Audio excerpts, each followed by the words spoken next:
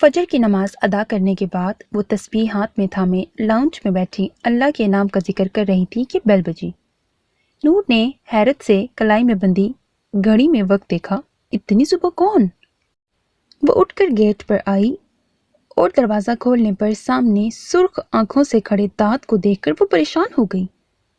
आज इतनी सुबह वो किस हालत में खड़ा था, थका हारा सा। क्या हुआ दाद, सब ठीक है?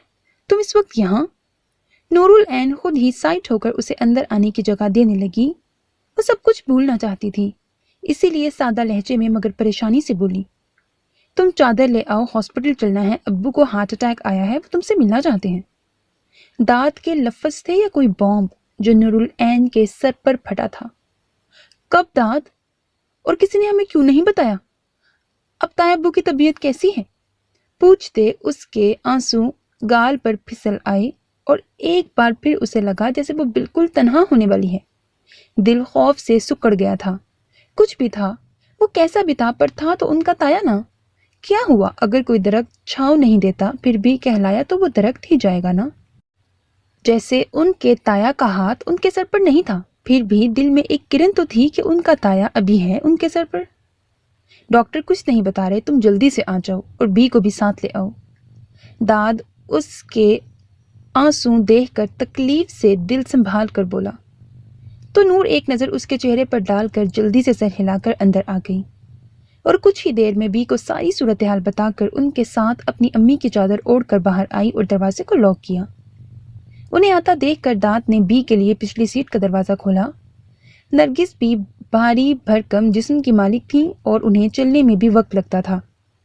वो अंदर बैठी तो दांत ने डोर बंद करते फ्रंट सीट का डोर नूर के लिए खोला। एक पल को नूर ने उसके सपाट चेहरे को देखा और फिर लब भींच कर बैठ गई। दाद उसका चेहरा देखने से कतरा रहा था। वो उसके चेहरे पर तकलीफ नहीं देख सकता था या खुद अपनी सुर्ख आंखें उस पर नहीं उठा सकता था। गाड़ी जन से आगे बढ़ी और मेन रोड पर भागने लगी। नूर और बी दिल ही दिल में कमाल साहब की खैर आफियत की दुआएं करती जा रही थी। नूर कमाल साहब की चेयर के पास बिल्कुल साकित बैठी थी और उनकी आस भरी नजरों में देख रही थी। वो सारा दिन उनकी खैरियत की दुआएं मांग रही थी और उसके साथ आसिया बेगम, बुरहान और दाद भी मौजूद थे। आसिया बेगम का रो रो कर बुरा हाल हो गया था और वो हाथ जोड़कर बार बार नूरुल ऐन से माफी मांग रही थी कि शायद उनकी बद्दुआएं लग गई थी। और नूर, उसे तो यकीन नहीं आ रहा था कि उनकी ताई माँ उनके बारे में ये सोच रखती हैं।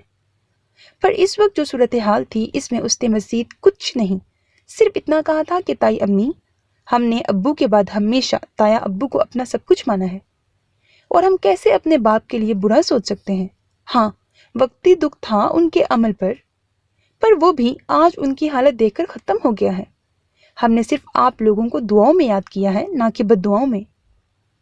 दाद उनके पास ही खड़ा आसिया बेगम को चुप करवा रहा था और बुरहान कभी डॉक्टर्स के पीछे तो कभी किसी भाग दौड़ में। शाम के 6 बजे के करीब उन्हें मिलने की इजाज़त मिली कि अब खतरे की बात नहीं, माइनर अटैक था, पर उसने भी सबको निचोड़ कर रख दिया था। कमाल साहब ने सबसे पहले हूर और नूर को बुलाया। हूर तो थी नहीं यहाँ, तो नूर अंदर आ गई और रोते हुए उनके सीने से लग गई।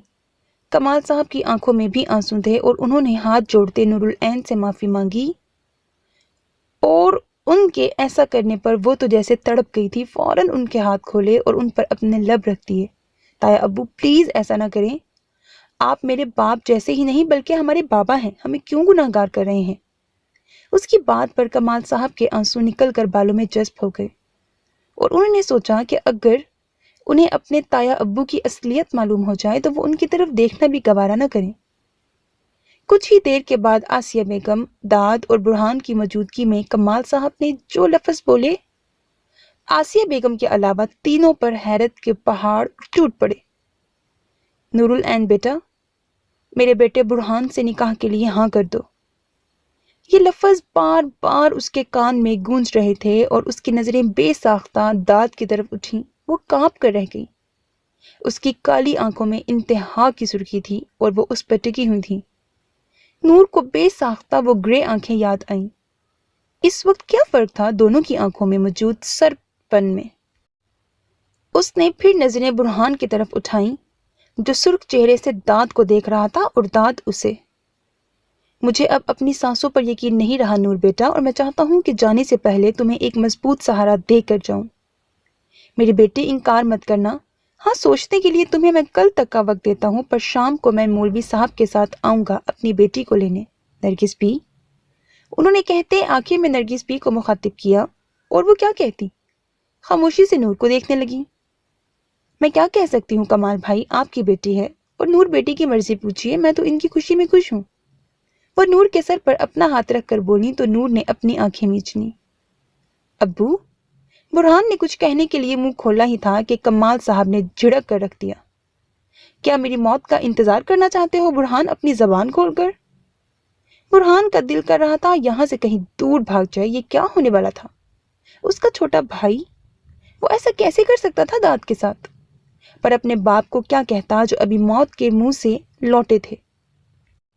जाओ दाद, नूरुल ऐन और नरगिस बी को घर छोड़ आओ, सुबह से यहाँ भूखी प्यासी खड़ी हैं। आसिया बेगम ने नूर का माथा चूमते खामोश खड़े दाद से कहा। वो किसी पर भी नजर डाले बगैर सर हिलाता बाहर निकल गया। वो अभी किसी से भी कुछ बोलने के काबिल ही नहीं था, और अगर बोलता तो बहुत कुछ गलत हो जाता शायद। नूर का दिमाग उलझ कर रह गया था। उसे कुछ समझ नहीं आ रहा था वो क्या कहे क्या नहीं। बुरहान उसकी अव्वल चाहत जो उसका नहीं था, दाद की वो अव्वल चाहत जो उसे सिर्फ अच्छा दोस्त समझती थी, उसका दिमाग सुन्न होकर रह गया था।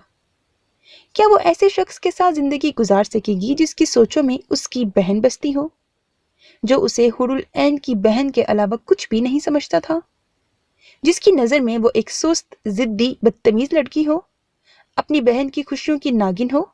और दाद दाद जो उसका अच्छा दोस्त था, सब खामियों के बावजूद हमेशा उसके साथ रहता था, बुज़दिल ही था पर उसे अपने होने का एहसास दिलाता रहता था। उसने कभी पलटकर उसे उफ तक ना कहा था। इतनी बदतमीजी के बाद भी उससे कहा तो कुछ नहीं था। ये भी नहीं कि वो उससे प्यार करता है, पर उसकी आंखें सब साफ बताती थी। और जो राज बगैर कहे बुरहान जान गया था, और वो भी पहले ही जान गई थी और हमेशा नजरअंदाज करती रहती थी। नूर को लगा उसका दिमाग फट जाएगा, वो पागल हो जाएगी। आखिर वो दाद को क्यों सोच रही है? वो तो हमेशा बुरहान को चाहती रही है। क्या उसकी मोहब्बत से भी जोर आवर दाद की खामोश मोहब्बत थी? वो भी तो बुरहान से खामोश मोहब्बत करती आई थी, पर उसकी मोहब्बत में इतनी ताकत क्यों नहीं थी कि वो दाद को हौसला देने की बजाय मेरी आंखों में देखता? उसका चेहरा सुर्ख हो गया था और वो खामोशी से कमाल साहब का प्यार लेकर बगैर बुरहान की तरफ देखे भारी कदमों से बाहर आ गई। तो क्या उसके पास सिर्फ 24 घंटे थे अपनी जिंदगी के अहम फैसले के लिए? वो खामोशी से चलती गई। पीछे नरगिस भी परेशान से उसे पांव घसीटते देखती आ रही थी। पार्किंग एरिया में दाद खामोश सा खड़ा था। उन्हें आते देखकर उसने बगैर नूर की तरफ देखे बी के लिए दरवाजा खोला और उनके अंदर बैठने पर फ्रंट सीट का डोर नूर के लिए खोला, पर नूर उसके चेहरे को देखते पीछे बी के साथ बैठ गई। दाद ने उसकी पुश्त को देखा और दरवाजा बंद करके खुद ड्राइविंग सीट पर बैठ गया। नूर ने थके थके अंदाज में बी के कंधे पर सर रख दिया और आंखें मूंदी, पर वहां जो काली आंखें, सुर्ख आंखें लहराई तो उसने पट से आंखें खोली और सामने देखा। एक पल को दोनों की नजरें मिली फ्रंट मिरर में, दूसरे ही पल नूर ने नजरें फेर ली और दाद का दिल कर रहा था कि अब भी अगर बी ना होती तो वो गाड़ी को खुद और नूर समेत किसी खाई में गिरा देता, या अपने हाथों से उसे और खुद को जहर देकर किस्सा ही खत्म कर देता, पर उसे किसी और का ना होने देता। वो कैसे जिएगा उसे किसी और का होते देखकर? वो तो उसकी थी, उसकी नूरुल ऐन, उसकी बोनी। तो फिर क्यों ऐसा हो रहा है? क्यों किस्मत उन्हें अलग कर रही है? उसकी नजरें बार बार उस पर जा रही थीं और नूर की नजरें एक बार उसे देखकर अपना रास्ता अलग कर गई थी। इस कंडीशन में वो ना तो अपने बाप के खिलाफ जा सकता था, ना ही बुरहान जा सकता था। तो क्या वो हार देगा अपनी बोनी को? गली के सामने गाड़ी रोकते दाद ने बी की तरफ का डोर खोला और उन्हें हाथ पकड़कर बाहर आने में मदद की। दूसरी तरफ से नूरुल ऐन निकली। बी के गली में दाखिल होते वो भी गाड़ी से घूम कर जाने लगी कि दाद ने हाथ पकड़ लिया तो वो रुक गई और हैरत और गुस्से से मुड़ी तो साकित रह गई। कुछ देर पहले जो आंखें लहू बरसा रही थीं, अब वही आंखें उसे देखकर नरमी से मुस्कुरा रही थीं। یہ کیا بدتمیزی ہے داد، ہاتھ چھوڑو۔ وہ مڑوڑ کر اپنا ہاتھ اس کی گرفت سے آزاد کروانے لگی کہ داد ایک دم بڑھ کر اس کے سامنے آیا اور اس کی آنکھوں میں دیکھا۔ پتہ نہیں کیوں، کیسے، کس احساس کے تحت نور کی آنکھوں سے آنسو پھسل کر گال پر گرا اور وہ نظریں جھکا گئی۔ ڈرو نہیں، نہ ہی پریشان ہو، ریلیکس ہو کر سوچو اور جو دل کا ہے اس پر بسم اللہ کرتے عمل کرنا۔ ایک انگلی سے اس کا آنسو صاف کرتے ہوئے وہ نرمی اور محبت سے بولا۔ نور بے ساختہ سر ہلا کر رہ گئی اور اس کے ہاتھ چھوڑنے پر وہ وہاں سے بھاگ گئی بغیر داد کی طرف دیکھے۔ ابو پلیز ایسا مت کریں، نور کے ساتھ میں ایڈجسٹ نہیں کر پاؤں گا، ہمارا کوئی میچ ہی نہیں، آپ پلیز داد اور نور کا نکاح کروا دیں۔ پاس چیئر پر بیٹھے برہان نے کمال صاحب کے ہاتھوں کو پکڑ کر منتیں کی۔ کیا ہو گیا ہے تمہیں برہان، اپنے باپ کی طبیعت نہیں دیکھ رہے؟ اتنے خود غرض تو تم نہیں تھے۔ آسیہ بیگم غصے سے بولی۔ وہ اپنے بیٹے کی اس ضد کے پیچھے کی وجہ جانتی تھی، بلکہ کمال صاحب بھی جانتے تھے۔ امی آپ غلط۔ اس کے ابھی لفظ منہ میں ہی تھے کہ آسیہ بیگم بیچ میں ہی بولی، بس کر دو برہان، بہت ہو گیا۔ اگر تمہاری وجہ سے میرے شوہر کو کچھ ہوا نا تو میں تمہیں کبھی معاف نہیں کروں گی۔ کہتے ہوئے وہ رو پڑی تو کمال صاحب نے اپنی آنکھیں کھولی۔ کچھ نہیں ہوتا، مجھ جیسے ڈھیٹ انسان کو اتنی آسانی سے نہیں مرنے لگا، پڑا رہے گا اپنے بیٹوں کے سر پر بوجھ بن کر۔ غصے سے کہتے کمال صاحب کا سانس پھول گیا اور برہان گھبرایا۔ فوراً سے کمال صاحب کی جانب مڑا۔ کیسی باتیں کر رہے ہیں ابو، آپ کیوں ہم پر بوجھ بنیں گے؟ میں بس اس لیے کہہ رہا تھا کہ داد۔ بس کر دو برہان، اب داد کو بیچ پہ مت گھسیٹو، تم حور العین کے لیے یہ سب کر رہے ہو، میں جانتی ہوں۔ ایک بار پھر آسیہ بیگم بیچ میں غصے سے بولی۔ اس کی بد دعاؤں کی وجہ سے ہی کمال اس جگہ پڑا ہے، منحوس ہے وہ، اپنے ماں باپ کو کھا گئی ذلیل۔ وہ منہ سے زہر اگلنے لگی اور برہان اپنی ماں کو دیکھنے لگا۔ جیسی ماں تھی فاحشہ ویسے ہی بیٹی نکلی، وہ ابھی بھی تمہارے سر پر سوار ہے۔ وہ اپنی ماں کا چہرہ تک رہا تھا۔ یہ کیسے باتیں کر رہی ہیں امی، آپ چچی جان کے بارے میں ایسا کیسے بول سکتی ہیں، وہ مر گئی ہیں۔ برہان کو غصہ تو بہت آیا پر صورتحال دیکھ کر وہ پی گیا۔ مر گئی ہے، انہوں نے منہ موڑا۔ برہان اور باہر کھڑا داد خاموشی سے سنتے رہ گئے۔ مت بھولے نور بھی انہی کی بیٹی اور بہن۔ مٹھیاں بھیج کر اس نے اصلیت دکھائی۔ جانتی ہوں پر وہ ان دونوں جیسی نہیں۔ ایک اندھی ہو کر باہر گھومتی رہتی تھی، دوسری اپنے حسن کی نمائش کروا کر لوگوں سے پیسے لوٹتی تھی۔ خدارا امی بس کر دیں، آپ کے سامنے ہاتھ جوڑتا ہوں، نہیں سن سکتا میں اپنی ماں کی منہ سے ایسی باتیں۔ وہ دکھ کی انتہا پر پہنچ کر بول رہا تھا اور داد نے اپنی مٹھیاں بھینچ لی تھیں۔ برہان اگر 3 کروڑ چاہیے تو کل خاموشی سے نکاح نامے پر سائن کر دینا۔ کتنی دیر بعد کمال صاحب بولے تھے، اور وہ بھی کیا بولے تھے۔ داد نے اپنے بالوں کو مٹھیوں میں پکڑ لیا اور دیوار کے ساتھ لگ کر حقیقت کو تسلیم کرنے کی کوشش کرنے لگا، اور برہان اس کے منہ سے لفظ چھن گئے تھے۔ وہ خاموش کبھی آسیہ بیگم کو دیکھتا تو کبھی آنکھیں موندے پڑے کمال صاحب کو۔ کیا کوئی دوسرا راستہ نہیں؟ تھک کر اس نے آخری بار کوشش کی۔ فیصلہ تمہارا ہے۔ ٹھیک ہے، مجھے منظور ہے، وہ بغیر وقت لیے بولا اور داد لمبے لمبے ڈگ بھرتا وہاں سے چلا گیا۔ سارا دن اس کے وقفے وقفے سے مسکان سے وقت پوچھتے گزارا تھا۔ اب تو مسکان بھی چڑ گئی تھی۔ کیا رات کے لیے کچھ اسپیشل پلان ہے جو اتنی اتاولی ہو رہی ہو؟ مسکان نے اسے جھولتے دیکھ کر ببل منہ میں ڈالتے پوچھا۔ بہت کچھ، وہ کھوئی کھوئی مسکرائی تھی۔ دال میں بہت کچھ کالا پیلا نظر آ رہا ہے۔ وہ چلتی اس کے ساتھ بیٹھی اور دوسرا ببل گم اس کے منہ میں ڈالا جو حور العین نے بغیر چوں چرا کے لے لیا۔ میں نے تمہیں رات کو امچل نمکی لانے کو کہا تھا، حور کو یاد آتے ہی اس نے پوچھا۔ مہربانی کر کے بہن اپنے شوہر سے بول لیا کر، اس نے ہاتھ جوڑتے منہ بنا کر کہا۔ اسے ابھی تک گلے کا درد یاد تھا جو جا ہی نہیں رہا تھا، اوپر سے اس نے یاد دلا کر موڈ کا سارا بیڑا غرق کر دیا تھا۔ کیوں، کیا ہوا؟ اس کے لفظوں میں بیزاریت محسوس کرتے حور پوچھنے لگی۔ کچھ نہیں، ویسے کون سی سیکرٹ باتیں ہو رہی تھیں اور میں نے دروازہ نوک کرتے ان میں خلل ڈالا تھا؟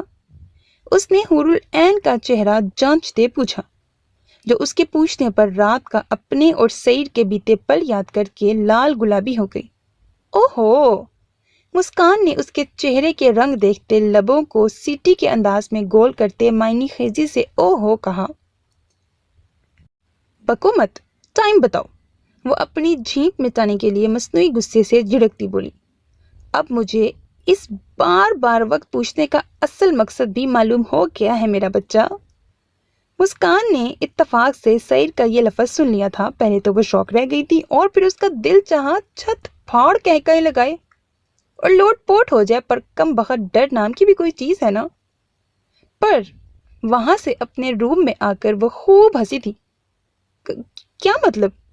کیسا میرا بچہ؟ حور العین شرمندگی سے ہکلا گئی اور بے ساختہ پاس بیٹھی مسکان کے بازو پر چٹکی کاٹی۔ لڑکی، بات مت گھماؤ، پیار کرنے لگی ہو نا سعید سے، سچ سچ بتاؤ۔ اس کے دونوں ہاتھ پکڑ کر وہ پوچھنے لگی تو حور العین کی پلکیں لرز گئیں۔ چھوڑو، وہ اپنے ہاتھ اس کی گرفت سے چھڑوانے لگی۔ ہوشیاری نہیں میرا بچہ، سچ بتاؤ، پھر جانے دوں گی ورنہ یہاں سے نیچے پھینک دوں گی۔ وہ ہاتھوں پر سختی کرتے اس کا رخ اپنی طرف پورا موڑ گئی۔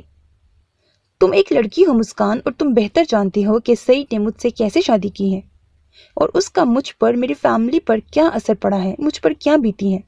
جب وہ مجھے بے ہوش ہی میرے گھر سے اٹھا کر لایا تھا، مجھے بلیک میل کیا اور میرا سب سے رابطہ بند کر دیا۔ اگر کبھی میں چاہوں تو کال زور زبردستی کروا لیتی ہوں، ورنہ وہ سوچتا نہیں ہے کہ مجھے اپنی بہن کی یاد آتی ہے، اپنے گھر کی یاد آتی ہے۔ میں چاہ کر بھی کچھ سمجھ نہیں پا رہی ہوں۔ کبھی کبھی لگتا ہے میرا دماغ پھٹ جائے گا، اور کبھی تو مجھے اس سے ڈر لگتا ہے۔ وہ ایک گہرا سانس بھر کر اس سے بولی، اور مسکان اسے سننے کے ساتھ سامنے پینٹ کی جیبوں میں ہاتھ پھنسائے کھڑے سعید کو دیکھنے لگی، جو آنکھوں سے ہی پوچھ رہا تھا، بندوق کی ایک گولی سے مرنا چاہو گی یا میرے خنجر سے؟ مجھے لگتا ہے تمہیں ابھی وہ جملہ مکمل بھی نہ کر پائی تھی کہ سعید سے پہلے ہی عارب اسے بازو سے پکڑ کر وہاں سے لے گیا، اور سعید مٹھیاں بھینچ کر اسے وہاں سے زندہ جاتے ہوئے دیکھتا رہ گیا۔ مسکان، حور اسے اٹھتے دیکھ کر خود بھی اٹھنے لگی تھی کہ سعید نے بازو سے پکڑ کر واپس بٹھا دیا اور خود بھی ساتھ بیٹھ گیا۔ سعید، آپ کب آئے؟ آپ اور اتنے لیٹ کیوں؟ حور سعید کی پرفیوم کی خوشبو محسوس کرتی بولی، کچھ دیر پہلے جو مسکان سے باتیں کرتے وقت اس کے چہرے پر دکھ اور مایوسی تھی، اس کی جگہ سرخی اور مسکراہٹ نے لے لی تھی۔ ابھی آیا ہوں، سعید نے کہتے اس کے گلابی گالوں میں موجود ڈمپل پر اپنے لب رکھے۔ کیا کر رہے ہیں سعید؟ ہم روم میں نہیں۔ وہ اس کے اچانک لمس پر گھبرا گئی۔ تو چلیں روم میں؟ سعید نے اس کا ہاتھ پکڑا۔ اب تو اس کی شکل دیکھنے لائق تھی۔ نہیں، میرا وہ مطلب نہیں تھا۔ وہ ہاتھ کھینچ کر جلدی سے بولی۔ تو کیا تھا تمہارا مطلب؟ اس کی زلفوں کو اپنے ہاتھ پر لپیٹتے اس نے استفسار کیا، اور حور سمجھ گئی تھی جب اسے کچھ پسند نہیں آتا تھا تو وہ ایسے ہی اس کے بالوں سے کرتا تھا۔ وہ میرا مطلب یہ تھا کہ کوئی دیکھ نہ لے۔ سعید جو اس کے بالوں کو پورا اپنے ہاتھ پر لپیٹ کر اس کا چہرہ بلند کر چکا تھا کہ حور کو لگا وہ سانس نہیں لے پائے گی۔ وہ اس کی بات پر مسکرا دیا۔ یہ ٹھیک بات تھی، پر اس نے سر ہلا کر کہا۔ پر حور بھرائی آنکھوں کو جھپکنے لگی۔ پر وہ صرف بڑبڑائی، پر یہ کہ تم اس پر عمل نہیں کر رہی۔ وہ بولا تو حور نے آنکھیں پھیلائیں۔ کب سعید؟ میں نے کیا کیا؟ اس کا سر دکھنے لگا تھا بلند رہ کر، پھر بھی وہ خود پر الزام برداشت نہ کر پائی۔ میرا بچہ، تمہاری زندگی میری اور میری زندگی تمہاری ہے، تو تم کیوں سب کے سامنے کچھ بھی بول دیتی ہو؟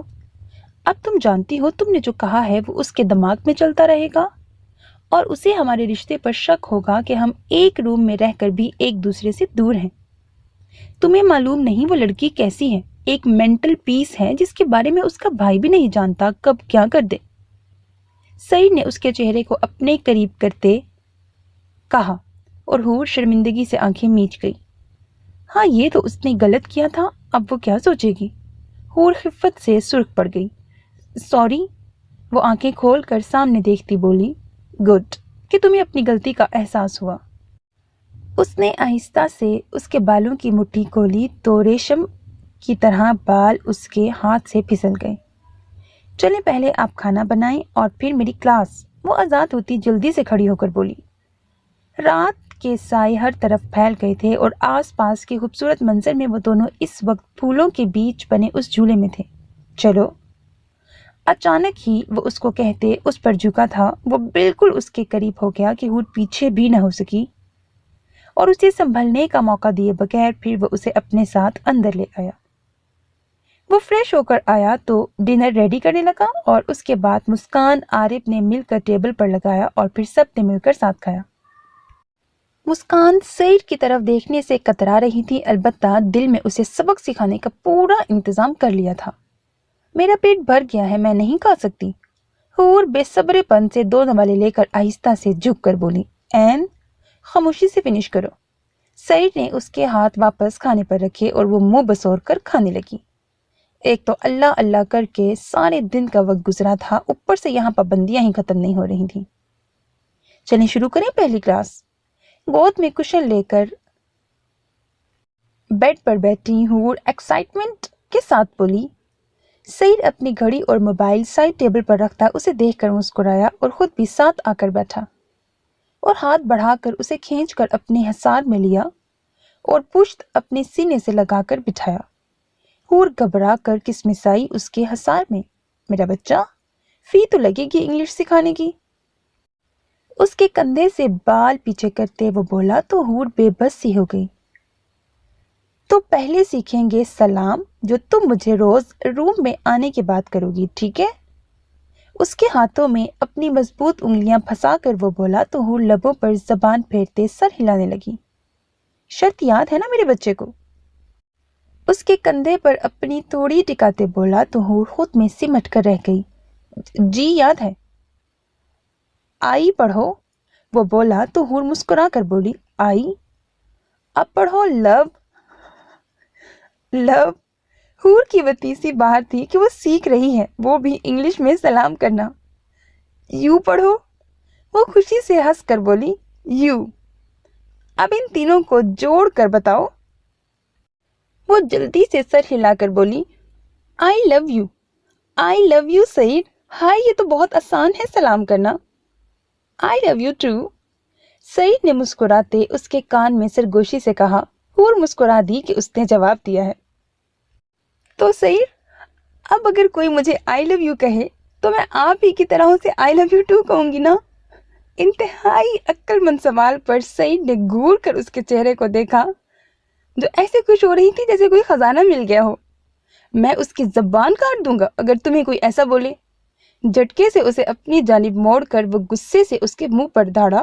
حور گھبرا گئی اس کی دھاڑ پر۔ اور تمہیں صرف مجھ سے میری سکھائی گئی انگلش میں بات کرنی ہے، اگر کسی اور سے ایک لفظ بھی کہا نا تو مجھ سے برا کوئی نہیں ہوگا۔ اس کے چہرے کو اپنے ہاتھوں کے پیالے میں لے کر سرد آواز میں وارن کر رہا تھا اور حور خاموش سی سن رہ گئی۔ آپ سے برا کوئی ہے بھی نہیں۔ اس کی بات ختم ہوتے حور نے اس کے ہاتھ جھٹکے اور دور ہو کر بیٹھتے بولی۔ ایسے کوئی بات کرتا ہے بھلا اپنی بیوی سے؟ اور یہ کس طرح بے رحم ہو کر کسی کی زبان کاٹنے کا کہہ رہے ہیں؟ سلام کرنے میں کیا حرج ہے؟ ہم مسلمان ہیں، ہمارا فرض ہے سلام کرنا اور جواب دینا۔ وہ اسے نہ دیکھنے کا پورا فائدہ اٹھا رہی تھی اور بغیر حق لائے اپنے اندر کا غصہ نکالنے لگی۔ اب کی بار سعید خاموشی سے اسے دیکھنے لگا۔ کیا یہ پہلی کلاس کا ہی اثر ہے؟ اس نے ابرو اچکا کر پوچھا تو وہ بے ساختہ نفی میں سر ہلانے لگی۔ یہ کیا کر دیا؟ اپنے ہی پاؤں پر کلہاڑی مار دی۔ سوری نا، آپ میرے ٹیچر ہیں، مجھے ایسے بات نہیں کرنی چاہیے تھی۔ اسے معلوم تھا اپنی غلطی جلدی تسلیم کرتے ہوئے وہ سعید کو اچھی لگتی ہے، جس کا اس نے کئی بار اظہار بھی کیا تھا۔ تبھی وہ پورا فائدہ اٹھانے لگی۔ نہیں، ایک برا انسان ٹیچر نہیں بن سکتا۔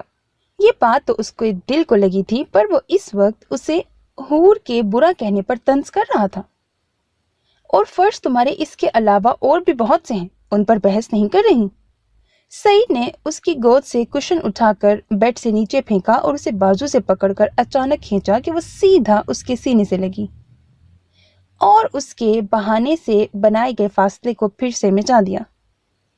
یہ سچ ہے ڈارلنگ، اگر تمہاری طرف کسی نے دیکھا یا تم سے بات بھی کی تو اس کا اس سے بھی برا حال کروں گا کہ تم جس کا سوچ بھی نہیں سکتی میرا بچہ۔ اسے اپنے حصار میں لے کر وہ شدت جنونیت سے بول رہا تھا اور حور العین اس کے کندھے پر سر رکھے خاموشی سے سن رہی تھی۔ سعید، آپ کیسی سزا دیتے ہیں؟ اس کی شیف پر ہاتھ رکھتے حور بھرائی آواز میں پوچھنے لگی۔ کچھ دیر پہلے کا لفظ اس کے دل میں خنجر کی طرح کھپ گیا تھا۔ سعید نے اس کے چہرے کو دیکھا جو خوف سے پیلا تھا اور آنکھوں میں کچھ اچھا سننے کی امید تھی۔ ہاتھ سے مارتا ہوں۔ وہ جھوٹ نہیں بولنا چاہتا تھا، تبھی صاف کہہ دیا کہ وہ ہاتھ سے ہی تو مارتا تھا، کاٹ کر۔ حور کے چہرے پر واپس اپنا گلابی رنگ چھا گیا تھا اور اس نے گہرا سانس خارج کیا۔ پنچ مارتے ہیں؟ سعید سمجھ گیا تھا کہ وہ ہاتھ سے مار پیٹ کا کہہ رہی تھی۔ کبھی کبھی، ہاں وہ کبھی کبھی موڈ ہوتا تو پنچ بھی مار دیتا تھا۔ حور ہنس پڑی۔ ایسے؟ اس نے پنچ بنا کر سعید کے گال پر رکھا۔ سعید مسکرا دیا اس کے بچکانہ حرکت پر۔ کیا اس کا پنچ ایسے ہوتا تھا جو ناک منہ سے خون نکال دیتا تھا ایک وار پر؟ بس ایسا ہی کچھ ہے۔ وہ اسے اپنے حصار میں لے کر بیڈ گراؤنڈ سے ٹیک لگا گیا۔ حور مسکرا دی۔ سعید، شب بخیر کو کیا کہتے ہیں انگلش میں؟ وہ اس کی شرٹ کے بٹنوں پر انگلی پھیرتے بولی۔ سعید کے لب مسکرائے۔ ول یو کس می؟ اس نے مسکراہٹ دباتے کہا۔ حور ہونک بن کر رہ گئی۔ ہیں؟ پر نور تو گڈ نائٹ کہتی تھی۔ اس نے سر اٹھا کر ناسمجھی سے کہا۔ ٹھیک کہا اس نے میرا بچہ۔ سعید نے اس کے بال چہرے سے ہٹاتے مزید کہا اور حور غور سے سننے لگی۔ جس طرح تم اپنے بابا کو بابا کہتی ہو اور داد کو بھائی، اسی طرح انگلش کے بھی کچھ رولز ہیں۔ میں تمہارا شوہر ہوں تو میرا مقام الگ ہے۔ تم مجھے سونے سے پہلے یہی کہو گی جو میں نے بتایا ہے، اور اگر تمہیں کسی بھی دوسرے فرد کو میرے علاوہ کہنا ہوا تو تم اسے گڈ نائٹ کہو گی۔ اب کی بار سعید کو خود پر ہی ہنسی آ رہی تھی۔ اگر کوئی اسے سن لیتا تو یقین کرتا اس کے اس روپ پر۔ اچھا، تو یہ انگلش گرامر ہے۔ نور پہلے بہت پریشان ہوتی تھی اور پاپا اسے سمجھاتے تھے انگلش گرامر۔ اسے یاد تھا کہ نور کہتی تھی، کس سے کیا بولوں، ہر کسی کا الگ لفظ ہے، کون سا یاد کروں؟ بس میرا بچہ، یہ تمہاری مطلب کہ انگلش کی گرامر ہے۔ وہ دلکشی سے مسکراتے ہوئے بولا تو حور نے سمجھتے ہوئے سر ہلایا۔ اور اس نے دوسرا لفظ پوچھا۔ بس آج کی کلاس کے لیے یہی ٹھیک ہے، دوسری پھر پرسوں۔ کیوں پرسوں کیوں؟ کل رات کو کیوں نہیں؟ اپنے چہرے سے بال کان کے پیچھے کرتے وہ ناک چڑھا کر ایک رات کے گیپ پر بولی، مجھے کسی ضروری کام سے جانا ہے، پھر لیٹ رات کو واپسی ہوگی، اسی لیے پرسوں ٹھیک رہے گا۔ انگوٹھا اس کے نچلے لب پر پھیرتے وہ گمبھیر آواز میں بولا تو حور کو اس کی حرکت پر خطرے کی گھنٹیاں کانوں میں بجتی سنائی دی۔ وہ ایک دم اس کے حصار سے نکل کر اپنی جگہ پر آئی اور ہاتھوں سے تکیہ درست کرتے اس پر لیٹ گئی۔ سعید تو صرف اچانک اس کے رد عمل کو دیکھتا رہا۔ میں انتظار کروں گی رات کو، وہ کروٹ بدل کر بولی۔ سعید نے اس کی پشت کو دیکھا۔ نہیں، سو جانا، میں کافی لیٹ ہو جاؤں گا۔ اس کی کمر میں بازو ڈالتے وہ بولا اور اسے آہستہ سے کھینچ کر اپنے حصار میں واپس لے لیا۔ وہ اپنی گردن پر اس کی سانسیں محسوس کرتی خود میں سمٹ گئی۔ ول یو کس می؟ اپنی طرف سے اس نے شب بخیر بولا تھا اور آنکھیں میچ گئی تھی۔ سعید کا دل چاہا کہا لگائے، شور۔ سعید نے بھاری لہجے میں کہتے اس کا رخ اپنی طرف کیا اور حور نے آنکھیں کھولی کہ اس کا جواب یہ ہے۔ اس کا جواب، اس کے الفاظ اس کے حلق میں ہی رہ گئے تھے۔ جب سعید اس پر جھکا تھا تو وہ سانس لینا بھول گئی تھی۔ وہ ایک ہاتھ سے اس کے بالوں میں انگلیاں چلانے لگا اور دوسرا بازو اس کی نازک کمر میں ڈال دیا۔ ہاں، اس کا جواب یہی ہے۔ آہستگی سے اسے اپنی گرفت سے آزاد کرتے وہ اس کے کان میں سرگوشی سے بولا، لبوں سے اس کی کان کی لو کو چوم لیا اور حور سر ہلاتے لمبے لمبے سانس لینے لگی۔ سعید اس کی بگڑی حالت کو دیکھتے ہوئے اسے اپنے سینے سے چھپا لیا اور حور کسی قسم کی مزاحمت کیے بغیر اس کے سینے میں اپنا تپتا چہرہ چھپا گئی۔ کمرے میں فسوں خیز خاموشی میں حور کے دل کی دھڑکنیں بلند تھیں اور سعید اپنی جسارت پر اس کا نارمل ری ایکشن دیکھتے مسکرا رہا تھا۔ لائٹ آف کرتے دونوں پر کمفرٹر ڈال کر اس نے آنکھیں موند لیں۔ البتہ حور کے بالوں میں اس کی گردش کرتی انگلیاں ابھی بھی جاری تھیں۔ اور ہور پہلی بار سب کچھ بھلائے اس کے سینے میں منہ چھپائے اس کی خوشبو اپنے اندر اتار رہی تھی۔ سعید، اگر میں اس شب بخیر کی بجائے وہ والا شب بخیر بولوں تو گناہ تو نہیں ملے گا نا؟ کچھ دیر بعد خاموشی میں ہور کی آواز گونجی۔ سعید نے آواز پر اپنی مندی آنکھیں کھولی۔ گناہ تو ملے گا میرا بچہ، میں تمہارا شوہر ہوں، اور تمہیں میں نے بتایا نا کہ شوہر کو صرف یہ والا شب بخیر کہتے ہیں۔ اور ہور ناچار سمجھتے ہوئے سر ہلا گئی۔ یہ جملہ اسے کافی بھاری لگ رہا تھا، پر کیا کرتی، انگلش بھی تو سیکھنی تھی نا۔ کاش وہ آج کی کلاس کا کہتی ہی نہ، یا شب بخیر کا ہی نہ پوچھتی تو اتنی بڑی واردات تو نہ ہوتی۔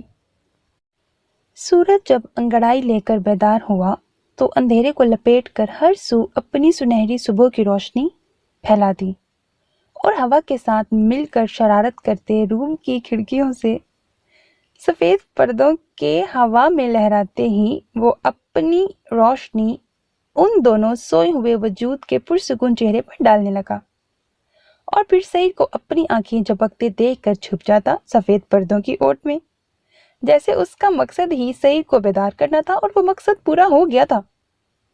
سعید نے اپنی پوری آنکھیں کھولیں اور اپنے ماتھے پر بکھرے شہد رنگ بالوں کو ایک ہاتھ کی مدد سے پیچھے کرنے لگا اور اپنے منہ اور داڑھی پر ہاتھ پھیرا۔ پھر اس کی نظریں اپنے سینے پر سر رکھے پڑی اپنی عین پر پڑی تو وہ مسکرا دیا۔ اس کا ایک ہاتھ نے اس کے کالر کو دبوچا ہوا تھا اور دوسرا اس کے گرد تھا۔ یہ کچھ دن سے اس کی سونے کے طریقے ایجاد ہوئے تھے، جیسے رات کو سونے کے بعد اس کی خبر لیتی تھی کالر پکڑ کر، یا شرٹ دبوچ کے بھاگ جانے کے ڈر سے اسے پکڑے رکھتی تھی۔ سعید نے آہستہ سے اس کے بکھرے بالوں کو سمیٹا اور ایک طرف کیا کہ سورج کی کرنوں نے ہور کو سوتے دیکھ کر پھر سے شرارت کی۔ سعید نے گور کر کھڑکی کو غصے سے دیکھا، جیسے ان کرنوں سے بھی لڑے گا۔ وہ ہور کو آہستہ سے تکیے پر ڈال کر اٹھا اور کھڑکیاں بند کرتے ان کا قصہ ہی ختم کرتے پردے برابر کر دیے، اور واپس مڑ کر اپنے جہازی سائز بیڈ پر آیا، جہاں سفید بیڈ اور کمفرٹر میں سفید تکیے پر سر رکھے وہ معصومیت چہرے پر سجائے سو رہی تھی۔ اس کے گلابی گالوں پر گھنی نوکدار پلکیں سایہ فگن تھیں اور کالے بال آبشار کی طرح بکھرے پڑے تھے۔ سعید نے جھک کر اس کی آنکھوں پر پھونک ماری تو وہ مسکرا دی۔ اسے مسکراتے دیکھ کر سعید بھی مسکرا دیا۔ صبح ہو گئی میرے بچہ۔ اس کے رخسار کی نرماہٹ کو انگلیوں کے پوروں پر محسوس کرتے وہ بولا تو ہور قسمت آئی۔ پر ابھی مجھے سونا ہے سعید، پلیز۔ اس کا ہاتھ دور کرتے وہ پھر اپنی آنکھیں موند گئی۔ اگر تم سو گئیں تو پھر مجھ سے گلہ مت کرنا، اس کی تھوڑی پر موجود تل پر لب رکھتے وہ بولا تو وہ ایک دم آنکھیں کھول گئی۔ پر میں تو جاگ گئی ہوں۔ وہ اٹھ کر بیٹھی اور سعید مسکراتا ہوا دور ہوا۔ گڈ میرا بچہ، اب جلدی سے اترو نیچے۔ ہاتھ سے پکڑ کر اسے نیچے اتارا تو وہ منہ بنا کر پاؤں پٹکتی اس کے ساتھ باتھ روم میں آ گئی، اور سعید نے اس کی حرکت پر مسکراہٹ روکتے ہوئے برش اس کے ہاتھ میں پکڑایا۔ ہور برش نیچے پھینک کر اس کے بازو پر سر رکھ کر آنکھیں موند گئی۔ مجھے بہت نیند آ رہی ہے سعید، پلیز سونے دیں، وہ لاٹ سے بولی۔ تو سعید نے پہلے نیچے پڑے برش اور پھر اس کو دیکھا۔ وہ کسی ضدی بچے کی طرح اس کے ساتھ لگی سو رہی تھی کھڑے کھڑے۔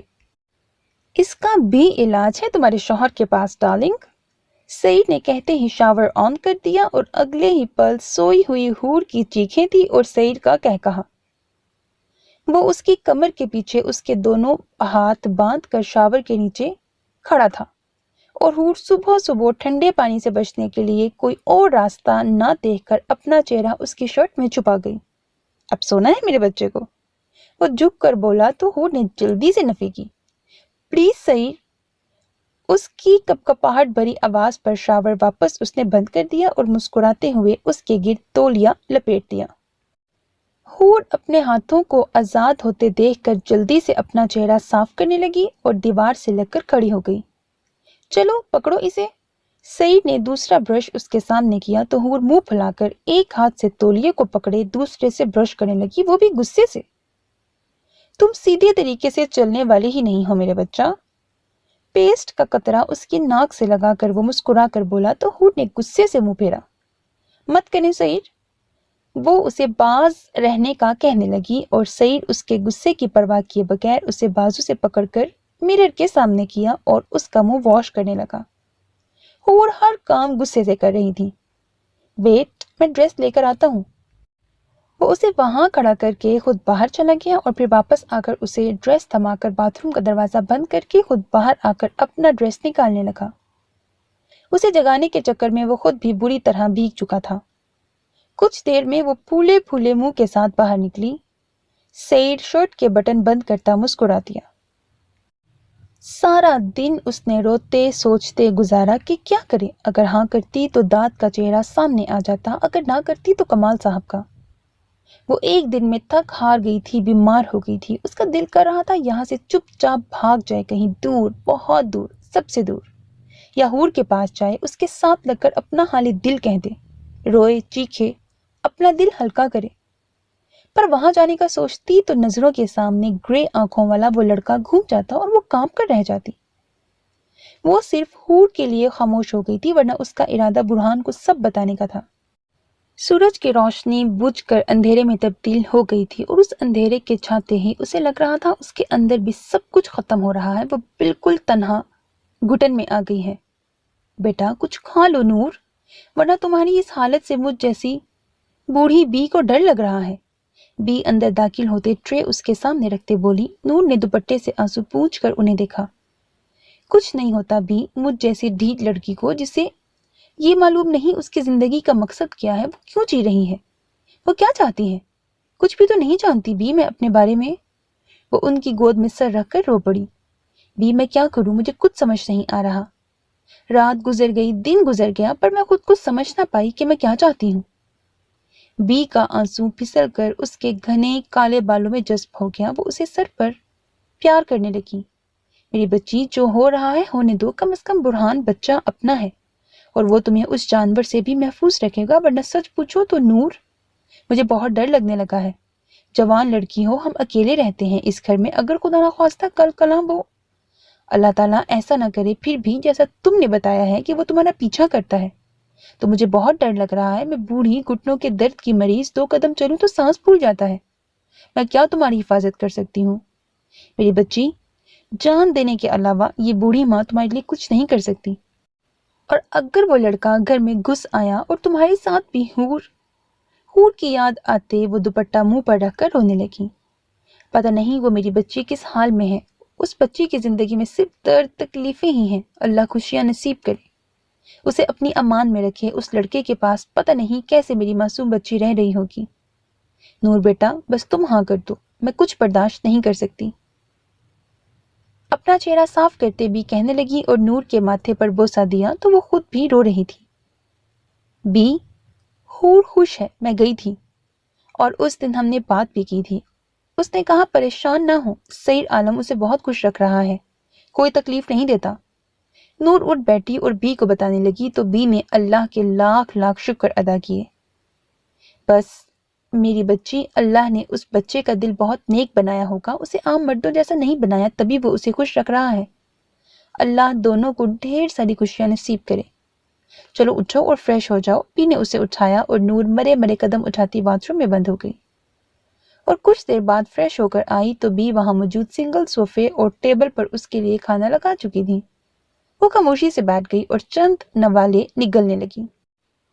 اچانک دروازے پر بیل ہوئی تو بی اسے کھانے کا اشارہ دیتی خود دوپٹہ ٹھیک کرتے داخلی دروازے پر آئی اور کھولا تو سامنے ہی داد اور ایک ملازم نکاح کا سرخ جوڑا اور زیورات لیے کھڑے تھے۔ آؤ داد بچے، اندر آؤ، وہ ان کے لیے پورا دروازہ کھولتی مسکرا کر شفقت سے بولی تو داد مسکراتا اندر آ گیا اور پیچھے وہ ملازم بھی اندر آیا۔ یہ دلہن کا جوڑا اور جیولری اور کچھ سامان ہے، داد نے وہ سب لاؤنج میں ٹیبل پر رکھتے کہا۔ امی نے کہا ہے کہ نور تیار ہو جائے تو آپ کے ساتھ الوی ولا چلے، نکاح وہاں ہوگا، آپ پلیز نور سے بولیے گا کہ جلدی کرے۔ داد نے سب کچھ قسمت پر چھوڑ دیا تھا، وہ زور زبردستی نہیں کر سکتا تھا، وہ بھی اپنے ماں باپ سے۔ اپنی محبت کی خاطر مطلبی ہو کر سب کا دل نہیں دکھانا چاہتا تھا، تبھی سب کچھ اپنی محبت پر چھوڑ دیا تھا کہ اگر نور سے اس کی محبت سچی ہوگی تو وہ اس کی بنے گی۔ نہیں تو زمین آسمان ایک کر دے کیا ہوگا؟ ہوگا تو وہی جو اس رب کو منظور ہوگا۔ ہاں ہاں بیٹے تم بیٹھو، میں یہ لے جاتی ہوں۔ بی وہاں سے جوڑا اور جیولری اٹھا کر جاتے ہوئے بولی تو داد سر ہلا کر بیٹھ گیا۔ شیر خان تم جاؤ، میں نور اور بی کو لے کر آ جاؤں گا۔ شیر خان سر ہلا کر چلا گیا۔ شیر نے محسوس کیا تھا اس کا چلبلا دوست کافی اداس تھا، مرجھایا ہوا تھا، ورنہ اس موقع پر وہ خاموش رہتا یہ ہو سکتا تھا بھلا؟ البی ہاؤس کی رونق تھا وہ، اس کے ہوتے ہوئے لگتا تھا جیسے گھر ہے، ورنہ شیر خان کا خود دل چاہتا وہ یہاں سے چلا جائے۔ یہ تو داد کی یاری تھی جو اسے قید کیے بیٹھی تھی۔ اسے محسوس ہوا تھا بہت بار کہ داد نور العین سے محبت کرتا ہے اور نور برہان کا رشتہ نہیں ہونا چاہیے، پر وہ نوکر تھا، کیا کر سکتا تھا؟ خاموش تھا، تماشائی تھا، دیکھ رہا تھا اپنے یار کا تماشا۔ پتہ نہیں کس احساس کے تحت داد نے مڑ کر نور العین کے روم کی طرف دیکھا اور اس کے اچانک دیکھنے پر گلابی آنچل لہرا کر اندر چھپ گئی۔ اس کے لبوں پر خود بخود مسکراہٹ آ گئی۔ مان لو اب محبت اپنا آپ بنوا کر ہی رہتی ہے بونی۔ وہ صرف بڑبڑا کر فروٹس کی ٹوکریوں کو دیکھنے لگا۔ آج صرف نکاح تھا اور رخصتی اور ولیمہ کمال صاحب بڑے پیمانے پر رکھنا چاہتے تھے کہ دنیا کو معلوم ہو جائے بزنس ٹائکون کمال الوی کے بیٹے ایس پی برہان کی شادی ہے۔ مجھ سے کہتے داد میں بنا لیتی ہوں چائے بیٹا۔ کچن میں داخل ہوتی بھی داد کو چائے کے لیے پانی رکھتے دیکھ کر بولی جی بنا دیں، بہت طلب ہو رہی ہے۔ وہ مسکرا کر پیچھے ہوا۔ بی کاٹن کے سوٹ میں ملبوس تھی جو انہوں نے ابھی پہنا تھا۔ داد انہیں مسکرا کر دیکھتا باہر آ گیا اور بی مسکراتی چائے کا پانی رکھنے لگی۔ کچھ دیر میں بھی اسے چائے ٹیبل پر رکھ کر نور کی پکار پر اندر روم میں چلی گئیں۔ داد بیٹا ذرا اندر آؤ اور اوپر الماری پر رکھے اس بیگ کو تو اتار کر دو۔ بی باہر نکل کر داد کو بلانے لگی تو الماری کے پاس سرخ لہنگے میں زیوروں سے سجی کھڑی نور گھبرا کر بی کی پشت کو دیکھنے لگی۔ کتنی مشکل سے سب کچھ بلا کر وہ تیار ہوئی تھی، اپنی زندگی کی طرف قدم بڑھانے لگی تھی کہ پھر وہ سامنے آنے والا تھا۔ بی مجھے ضرورت نہیں، وہ کافی ہمت جمع کر کے بولی کہ دروازے سے بلیک پینٹ اور وائٹ شرٹ میں اپنے لمبے چوڑے جسم کے ساتھ داد اندر داخل ہوا اور جب نظریں سامنے اٹھی تو وہ بھی کچھ دیر ساکت ہو گیا۔ ڈیپ سرخ رنگ کے لہنگے میں بھاری دوپٹہ سر پر سجائے، مانگ ٹیکا اور نت میں وہ داد کی دھڑکنیں ساکت کر گئی تھی۔ اس کی نظریں گھبرا کر اس کے سرخ کانپتے لبوں سے ٹکراتی رخ موڑ گئیں اور وہ آگے بڑھ کر اس کے کچھ فاصلے پر الماری پہ وہ سوٹ کیس اتارنے لگا۔ نور کچھ جھجک کر دور ہوئی تو اس کی چوڑیوں کی کھنک پر دونوں کی دھڑکنوں میں شور مچ گیا تھا۔ میں کر لوں گی۔ اسے سوٹ کیس بیڈ پر رکھتے دیکھ کر نور آگے بڑھی اور بولی مطلب صرف اسے یہاں سے نکالنے کا تھا؟ میں جانتا ہوں تم سب کر سکتی ہو۔ داد پلٹ کر سرخ آنکھوں سے غصے سے بولا اور بغیر بی کی طرف دیکھے باہر نکل گیا۔ اسے کیا ہوا ہے؟ تم دوپٹہ نکالو میں دیکھتی ہوں۔ بی نور کو کہہ کر باہر نکلی۔ اسے لاؤنج میں کھڑا دیکھ کر بی پریشان سے پوچھنے لگی کیا ہوا داد بیٹا، طبیعت تو ٹھیک ہے نا تمہاری؟ جی بھی آپ پریشان نہ ہو، میں ٹھیک ہوں۔ یہ صرف اسی لیے کہا کیونکہ یہ میری بونی نہیں لگ رہی، یہ بالکل بدل گئی ہے دلہن بن کر۔ میں سوچا تھوڑا سا غصہ ہی دکھا دوں اسے اور تھوڑا غصہ اسے بھی دلا دوں۔ بالوں میں ہاتھ پھیر کر وہ مسکرایا تو بی بھی ہنس پڑی۔ بدل تو گئی ہے، بالکل چاند جیسی لگ رہی ہے۔ بی محبت پاش نظروں سے روم کے دروازے کو دیکھتے بولی شاید چاند سے بھی خوبصورت۔ داد کے دل سے آواز آئی تو وہ خود کو جھڑک کر رہ گیا۔ بی چلیں، امی کی کالز آ رہی ہیں۔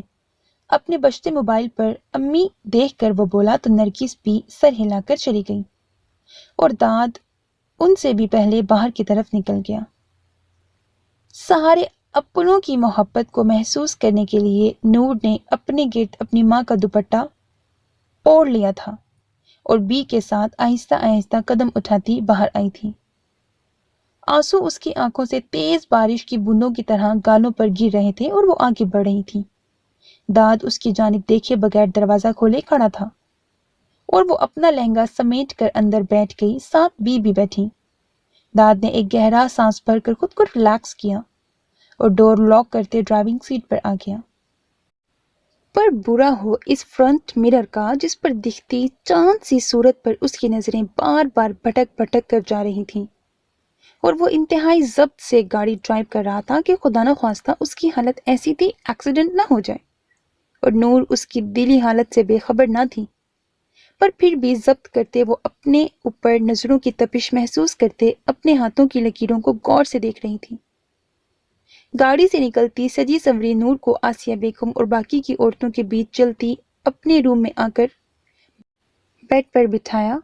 माशाल्लाह चांद का टुकड़ा लग रही है, एक औरत ने उसकी थोड़ी से सर ऊंचा करते एक खानदान की औरत ने कहा, तो वहां मौजूद दूसरी औरतों ने भी तायद की। माँ पर गई है, सुना है बहुत खूबसूरत थी। ये वो फिक्रा था जिस पर आसिया बेगम के माथे पर तेवर आ गए। हटो जरा नजर उतारने दो मुझे, सामने बैठी औरत से कहती आसिया बेगम नूर की नजर उतारने लगी और नूर खामोशी से सर झुकाए बैठी थी। कहाँ हो बुरहान? ड्राइंग रूम से बाहर आकर कमाल साहब दबे हुए गुस्से में बोले। दूसरी तरफ बुरहान ने कमाल साहब के गुस्से वाली आवाज पर अपना माथा मसला।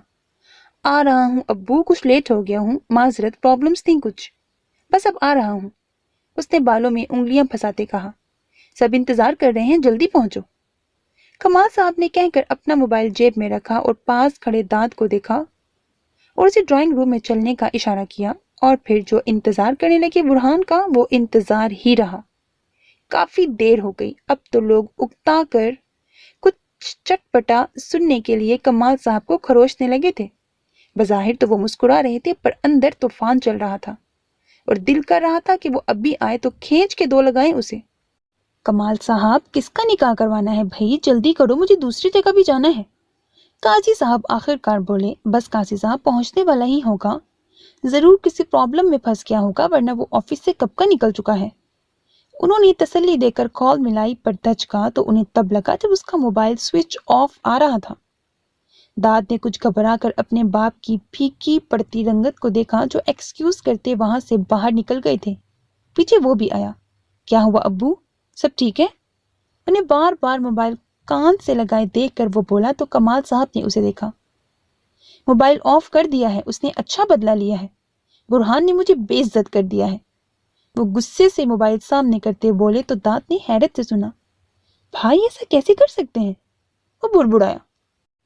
जाओ तुम, गाड़ी निकालो और उसके बंगले और ऑफिस में देख कर आओ, अगर मिले तो कहना, अगर तुम आज नहीं आए तो अपने बाप का मरा हुआ मुंह देखोगे। जल्दी जाओ, जब तक मैं यहाँ संभालता हूँ। उनके कहने पर दाद ने सर हिलाकर बाहर की तरफ दौड़ लगाई और फिर वक्त गुजरता गया और चहमगोइयां बढ़ती गईं कि कमाल साहब के सब्र का पैमाना लबरेज हो गया। अभी वो कुछ मुंह से निकालते कि बाहर कदमों की आवाज आई, तो वो एक बार फिर उन्हीं चहमगोइयां करते छोड़कर बाहर आए और दाद के आसपास बुरहान को देखने लगे, जिस पर दाद ने सर नफी में हिलाकर शर्मिंदगी से सर झुका लिया। कमाल साहब उसके सर नफी में हिलाने पर सख्ते में आ गए थे। क्या हुआ है आसिया भाई, अभी तक निकाह नहीं हो रहा, काफी देर हो गई है, बच्ची को भी आए हुए। आसिया बेगम के रूम में दाखिल होते खानदान की एक औरत बोली और बाकी कुछ ने भी एक दूसरे से कान में कुछ कहते हाँ में हाँ मिलाई। उन्होंने निकाह में कुछ अपनों को भी इनवाइट किया था, जो काफी सुबह सवेर ही पहुंच गए थे, जो कब से दुल्हन के साथ बैठी हुई थी, पर दुल्हे की कोई खैर खबर नहीं थी। नूर का दिल बेसाख्ता धड़का तो उसने पास बैठी हुई नरगिस बी का हाथ पकड़ लिया। बी परेशान से उसके ठंडे हाथ अपने हाथ में लेते आसिया बेगम का चेहरा देखने लगी, जो नजरें मिलाने से कतरा रही थी। हो जाएगा भाई, तुम लोगों को इतनी जल्दबाजी किस चीज की है? बुरहान कुछ मसाइल की वजह से लेट हो गया है, बस उसके अब्बू ने कॉल की है, पहुंचने वाला है। आसिया बेगम नखुवत से कहती नूर के पास बैठी और उसके माथे पर बोसा दिया। सदा खुश रहो मेरी जान, तुमने हाँ करके हमारा सर मान से उठा दिया है। देखना बुरहान तुम्हें दुनिया की हर खुशी देगा, ये मैं यकीन से कह सकती हूँ। वो तुम्हारी हाँ पर इतना खुश हुआ था कि बता नहीं सकती। मुस्कुराहट तो उसके चेहरे से हटने का नाम ही नहीं ले रही थी। वो वहां मौजूद खानदान की औरतों को सुनाने के लिए बुलंद आवाज में बोली। नूर की आंखों से आंसू लुढ़क कर उसके गाल पर फिसलने लगे। वो जानती थी कि उसकी हाँ सुनते वो कितना खुश हुआ होगा, और ये भी एक बहाना था मसाइल का। असल में तो वो उससे शादी करने का तो ख्वाब में भी तसव्वुर नहीं कर सकता था। अम्मी जरा बाहर आए। दरवाजा नॉक करते दाद ने बाहर खड़े होकर बुलाया। सबके साथ ही नूर की नजरें भी दरवाजे की जानिब उठीं, पर वो बाहर खड़ा था। उसने वापस पलकें गिरा ली और अपने सफेद हाथों को देखने लगी कि क्या होने वाला है उसके साथ, उसके नसीब में, और क्या हो रहा है। आसिया बेगम सबसे मुस्कुराती उठी और बाहर आई। क्या हुआ, परेशान क्यों हो दाद? आसिया बेगम दुपट्टा दुरुस्त करते दाद के परेशान चेहरे को देखकर बोली, अब्बू रूम में बुला रहे हैं। वो कहता आगे बढ़ गया। पीछे पीछे आसिया बेगम भी उसको पुश्त को देखती आ रही थी। क्या हुआ है, अभी तक बुरहान नहीं आया क्या? आसिया बेगम गुस्से से रूम में बैठे कमाल साहब से मुखातिब हुई। नहीं आया, वो गधा नंबर बंद करके बैठ गया है बाहर, सारे लोगों के बीच बेइज्जती करवा दी है उस गधे ने। वो आसिया बेगम पर गुस्से से धाड़े। रिलैक्स रहें अब्बू, आपकी तबीयत ठीक नहीं है। दाद ने आगे बढ़कर उनके कंधे पर हाथ रखकर कहा तो कमाल साहब दोनों हाथों में सर गिरा कर रह गए। आसिया बेगम जैसे सकते में आ गई थी। पर बुरहान ऐसा कैसे कर सकता है? बाहर इतने मेहमान मौजूद हैं, वो हमारी ऐसे कैसे बेइज्जती करवा सकता है? उसने तो हमें कहीं मुंह दिखाने के काबिल नहीं छोड़ा। और नूरुल ऐन का क्या होगा? वो बच्ची तो वहां बैठी है इंतजार में कब से। आसिया बेगम का जब सकता टूटा तो वो गम से कहने लगी, नाम मत लो उसका, जानबूझकर करता है वो मुझे बेइज्जत। पहले कहा था बिजनेस पढ़ लो, तो वो मेरे मुंह में थप्पड़ मारकर CSS कर बैठा और उस पुलिस फोर्स में आ गया। और फिर भी मैं खामोश रहा कि बच्चा है, उसकी अपनी जिंदगी है। पर नहीं, इस बच्चे ने तो बाप के मुंह पर अच्छी तरह थूकना सीख लिया है। कहा उस बीस्ट से दूर रहो, पर उसने केस भी उसका ही लिया। और फिर अब जब शादी का कहा तो हाँ करके निकाह के अहम मौके पर मोबाइल बंद करके चुप किया है। मर क्यों नहीं गया मैं ऐसी औलाद के होते। वो बुरी तरह शदीद गुस्से में दहाड़ रहे थे कि उन्हें खांसी का शदीद दौरा पड़ा। आपको इतनी जल्दी हॉस्पिटल से डिस्चार्ज नहीं होना चाहिए था अब्बू। दाद उन्हें रिलैक्स करते बोला तो उन्होंने घूर कर उसे देखा। हाँ सही कहते हो, वहीं मर जाना चाहिए था। मुझे पता नहीं क्यों जिंदा रह गया मैं, शायद ये दिन ही देखने के लिए। अब क्या मुंह दिखाऊंगा मैं बाहर, सब इंतजार में हैं, सब पूछेंगे तो मैं क्या कहूंगा, मेरा बेटा छुप गया है कहीं। दाद के हाथ झड़कते हुए वो बोले। उनके लफ्जों में शिद्दत गम था जिस पर दाद ने सबसे लब भींचे। आसिया बेगम भी मुंह पर दुपट्टा रखकर रोने लगी और दाद को समझ नहीं आ रहा था कि कैसे संभाले। आखिर बुरहान गया तो कहाँ गया? बंद करो अपना ये नाटक, ये सारा किया धरा तुम्हारा है। तुमने उसे इतना खुदगर्ज बनाया है कि आज उसे हमारी इज्जत की कोई परवाह नहीं। कमाल साहब ने गुर्रा कर आसिया बेगम को झिड़का। वो मुंह खोले उन्हें देखने लगी। मैंने? अभी वो कुछ कहती कि कमाल साहब का मोबाइल बजने लगा। उन्हें बाहर मौजूद ड्राइंग रूम से कॉल आ रही थी। उन्होंने एक नजर दाद और आसिया बेगम को देखते खड़े हुए। चलो और तुम जाओ, मुंह साफ करके दुल्हन के पास बैठो, कुछ देर हम काजी साहब के साथ आ रहे हैं। उन्होंने दाद को उठने के लिए कहा और आसिया बेगम से बोले, कहाँ अब्बू? दाद ना समझी से पूछने लगा। मैंने कहा ना चलो, सब समझ आ जाएगा। उन्होंने गुस्से से इस कदर सख्त आवाज में कहा कि दाद एक खामोश नजर आसिया बेगम पर डालकर उनके पीछे ड्राइंग रूम में आ गया, जहां काजी साहब के साथ कुछ कमाल साहब के दोस्त और कुछ खानदान के लोग मौजूद थे। काजी साहब, मैं अपने छोटे बेटे दाऊद आलिफ अलवी के साथ अपनी भतीजी का निकाह करवाना चाहता हूँ। क्या यहाँ किसी को एतराज है? उन्होंने सोफे पर बैठे काजी साहब को मुखातिब करते फिर अपने खानदान के मौजूद लोगों से कहा। सब में खुसर फुसर फैल गई और दाद साकित सा अपने नाम पर अपने बाप को देखने लगा। पर कमाल साहब, बुरहान का निकाह होने वाला था, फिर ये दाऊद आलिफ से क्यों? उसने तो शायद अभी पढ़ाई भी मुकम्मल नहीं की। एक ने आवाज उठाई तो दाद होश में आकर उस आदमी के चेहरे को देखने लगा और वो आदमी दाद की गुस्से भरी आंखों में देखकर सटपटा गया। नहीं जावेद साहब, मेरा बेटा अपनी तालीम मुकम्मल कर चुका है और कुछ ही दिनों में मेरे बिजनेस को भी यही संभालने वाला है। कमाल साहब फखरिया दाद को देखते हुए बोले, तो फिर किसी को क्या तकलीफ हो सकती है, बिस्मिल्लाह करें। एक आदमी ने कहा तो वो मुस्कुरा कर दाद को अपने साथ लेकर एक सोफे पर बैठे। मुझे मालूम है तुम मुझे खुद गर्ज समझ रहे होगे, पर उस बच्ची की जिंदगी को देखते मुझे ये करना पड़ा दाऊद। उन्होंने आहिस्ता से पास बैठे दाद से कहा तो दाद नफी में सर हिलाकर मुस्कुराने लगा। ये होना ही था अब्बू, मेरी मोहब्बत जो सच्ची थी वो सिर्फ दिल में कह सका। اور پھر اس کے قبول ہے کہنے کے بعد نکاح نامے پر سائن کرنے کے بعد ہر طرف مبارکباد کا شور مچ گیا۔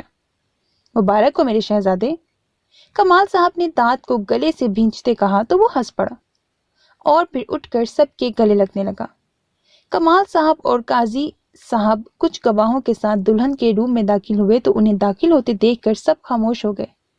نور العین کا دل بے ساختہ دھڑکا، اس کے ہاتھ پاؤں کانپنے لگے اور برہان کے تصور پر ہی اس کا دل زور و شور سے نفی کرتا جس پر وہ لب کاٹے ضبط سے بیٹھی تھی۔ یہ کیا ہو رہا تھا اور کیوں وہ تو برہان کو چاہتی تھی، اسے ہی اپنا جیون ساتھی کے روپ میں دیکھنا چاہتی تھی، پر کیوں اب یہ سب؟ اس کا دل ڈوب رہا تھا اور وہ سختی سے مٹھیاں بیچے سر گھونگھٹ میں سر جھکائے بیٹھی تھی۔ نور العین جمال ولد جمال الوی، آپ کو داؤد آلف ولد کمال الوی سے حق مہر 30 لاکھ سکہ رائج الوقت نکاح قبول ہے؟ لفظ تھے کہ کیا؟ ہر طرف خاموشی چھا گئی اور برہان الوی کی جگہ داؤد آلف کا نام سن کر سب حیران ششدر کھڑے تھے۔ نرگس بی اور آسیہ بیگم کا بھی وہی حال تھا۔ انہوں نے بیک وقت کمال صاحب کو دیکھا جنہوں نے انہیں آنکھوں سے نور العین کی جانب اشارہ دلایا، جو جالی دار گھونگھٹ سے ہی آنکھیں پھاڑے نکاح خواہ کو دیکھ رہی تھی۔ شوق نہیں دھماکہ تھا اس کے سر پر۔ داؤد آلف مطلب دانت؟ اسے لگا کہ اسے سننے میں غلطی ہوئی ہوگی، پر نہیں، جب دوسری بار بھی وہی لفظ سماعتوں سے ٹکرائے۔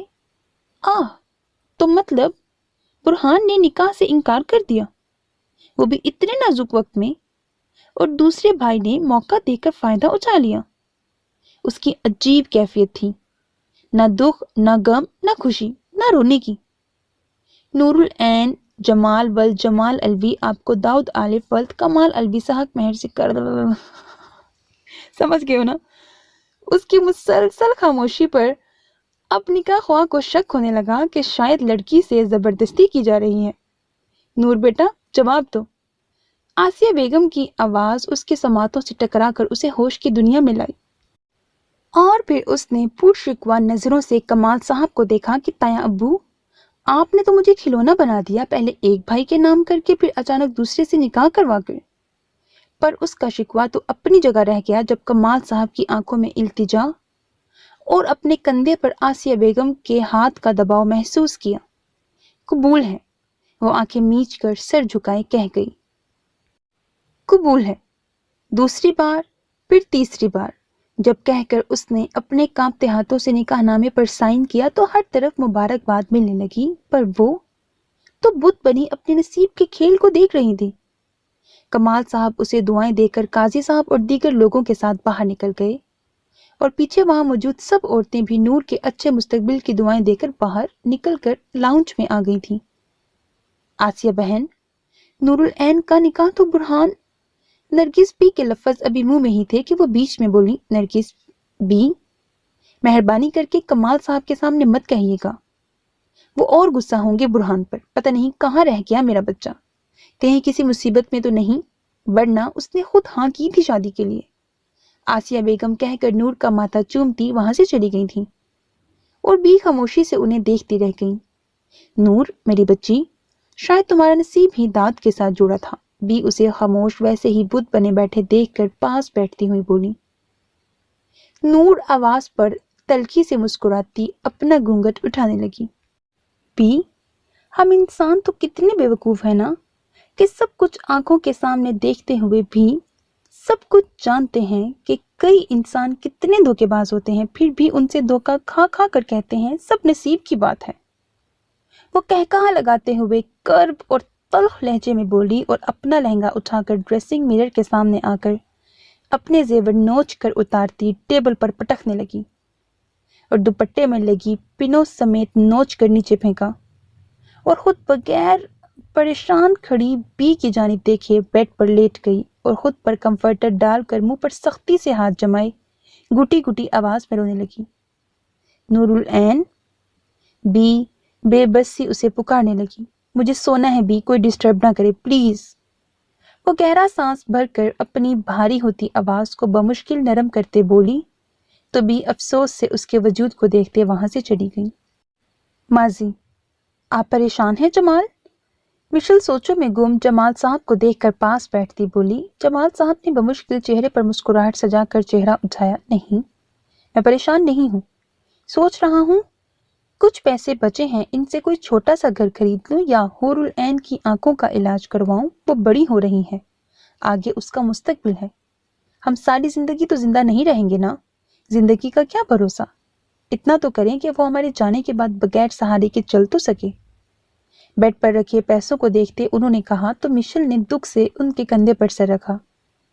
काश जमाल मैं आपकी जिंदगी में ना आई होती तो ये सब तो आपको ना देखना पड़ता।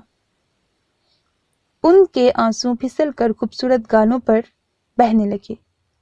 मिशेल एक गरीब घर में पैदा होने वाली इंतहाई खूबसूरत लड़की थी और वक्त के साथ बढ़ती महंगाई और गुर्बत से परेशान होकर और अपनी ब्लड कैंसर की मरीज मां का इलाज करवाने के लिए उसने दोस्तों की सलाह मशवरे पर कुछ अपनी गुर्बत से परेशान होकर मॉडलिंग की दुनिया में कदम रखा। वो अपनी खूबसूरत शक्ल और स्लिम बॉडी की वजह से कबूल हो गई, पर जो दुनिया उसे बाहर से रंगीन इंतहाई खूबसूरत लगती थी, इसमें कदम रखते ही उसे मालूम हुआ वो तो एक दलदल में फंस गई है जहां उसे बचाने वाला कोई नहीं था। वहां उसे सब कुछ मिला, दौलत, नफरत, गालियां, सब कुछ सिवाय इज्जत के, जो उन जैसी बद किरदार को देने के लिए कोई तैयार ना था। वो जहां रहती समझा जाता वो एक दाग है मोहल्ले में। उसका यहाँ रहना उन पर गाली है और इस बात पर सोच विचार के बाद मोहल्ले वालों ने उसे धक्के देकर वहां से निकाला। किसके पास जाती, किससे मदद मांगती? जिसके पास मदद के लिए हाथ बढ़ाती तो उसकी आंखों में हवस होती जिस पर वो थूक कर भाग जाती। उसकी माँ जेरे इलाज थी और मॉडलिंग से जो पैसे मिलते थे वो उनकी दवाई और इलाज पर चले जाते थे। तो कहाँ से लाती? कहीं खर्च, रहने का खर्च कराया। और फिर इन हालात में रात के वक्त हॉस्पिटल से लौटते उसका एक्सीडेंट हो गया, वो भी जमाल अल्बी की गाड़ी से। मिशेल ने बहुत कहा कि वो ठीक है, पर जमाल ने उसकी एक भी नहीं सुनी और उसे हॉस्पिटल ले आया। मिशेल काफी डर रही थी कि गलत इंसान ना हो, पर उसे जानते, उसकी हकीकत को पहचानते हुए भी जो इज्जत उसने उसकी आंखों में देखी थी उस पर वो शुश्तर रह गई। हॉस्पिटल से वापस वो उसी रास्ते पर उतर गई जहां उसका एक्सीडेंट हुआ था और वो इन आंखों को बहुत भुलाने की कोशिश के बावजूद भी नहीं भुला पाई थी और रात को अपने ही घर में छुप कर आती और सुबह सवेरे वहां से चली जाती। वो उसे भूलना चाहती थी पर नहीं भुला पाई और यह इत्तेफाक था कि उनकी मुलाकात उसी वक्त उसी रास्ते पर रोज होती रही और सिर्फ एक झलक एक दूसरे की देखने के बाद वो सारा दिन खुशगवार गुजार लेते थे। अभी मिशेल अपने जज्बातों को दबाए बैठी थी कि जमाल ने हिम्मत करके पहल की और डायरेक्ट मिशेल के सामने अपना प्रपोजल पेश किया उसी रास्ते पर उसी वक्त। एक पल को मिशेल साकित रह गई, पर अपनी हकीकत पहचान कर कि कोई उसे नहीं अपनाएगा और ये सिर्फ उसका वक्ती जज्बा है तो वो झिड़क कर बोली कि तुम्हारा मेरा कोई मैच नहीं और काफी बेइज्जती भी की कि वो उसके रास्ते से हट जाए, पर यह उसकी गलतफहमी थी।